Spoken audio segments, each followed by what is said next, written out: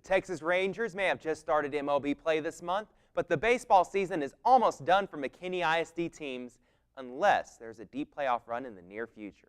Hello and welcome to Sports Talk. I'm Tyler Sloan. Both Boyd and North are in the postseason, and we'll talk later about their opening round series and the potential road ahead. McKinney High also had a strong start to the season, but they were a little outmatched in district play. We'll recap their completed season as well. Get your gloves out because I'm about to ask some hardball questions next on Sports Talk.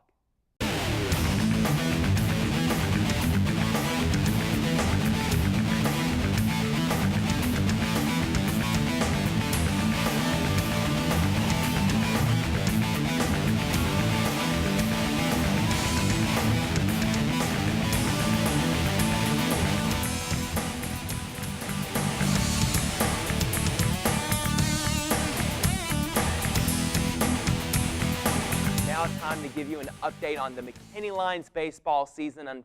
Unfortunately, we weren't able to get Jeremy Price, their head coach, in time today, but for him, we're going to give you this updated recap on their season. They finished overall 10-17-3 on the season. They were 1-13 in district play. They finished 6th in District 10-5A. It was a good start to the season for McKinney High. They played in 3 tournaments, got a lot of experience in those tournaments, but unfortunately, they picked up a few injuries. One of the more notable ones, Joe Baker's shortstop going to Texas. He was injured on the season. He had up to that point a .319 batting average, had 8 stolen bases and 12 RBIs. So he was a big loss for the Lions going into district play.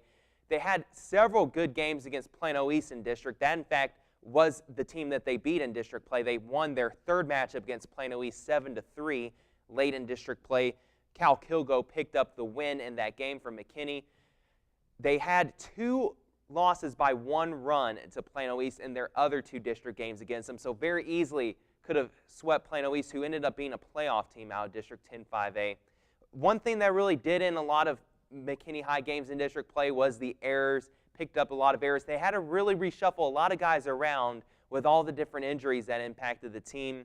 Their starting pitchers were very good in district play, though. Brad Vassar, along with Brett Ganaway, had spectacular years. Vassar's ERA was under 2. In fact, it was just under 1.2, his ERA, according to our unofficial stats. He had 57 strikeouts to 8 walks. That's a great ratio for a starting pitcher. Brett Ganaway, he also had an ERA just above 3.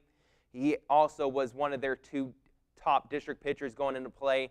About midway through district play, McKinney High decided to rest those guys for their college futures and start to throw some younger arms as well throughout the rotation, building up some experience for next year when they go, well, they actually stay in 5A.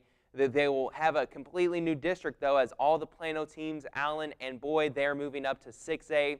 They'll be playing the likes of McKinney North as well as Wiley East, Lovejoy, those sort of good baseball programs in District 10-5A play next year. And as we know from North's district season this year in 13-4A, that was a very competitive district. Wiley East, the top-ranked team in the area. North, one of the top-ranked teams in the area last year with the team. So very good teams. McKinney High is going to have a challenge in district next year, but they will have a chance as the largest school now in the district compared to being the smallest school in the district. That should help them, especially with overcoming some of the injuries that they had this year. They should be a little bit better depth-wise next year with more equal schools as far as the numbers go in competition. So looking forward to that next year for Jeremy Price's McKinney High baseball team.